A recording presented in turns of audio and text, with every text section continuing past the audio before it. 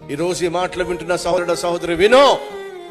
ఈరోజు నువ్వు ఏ సమస్యతో వచ్చావో, ఏ సమస్యను బట్టి నువ్వు సతమతమైపోతున్నావో, ఏ సమస్య తీర్చుకోలేక నువ్వు తల్లడిల్లిపోతున్నావో, చేతులు కాళ్ళు ఆడక అల్లాడిపోతున్నావో,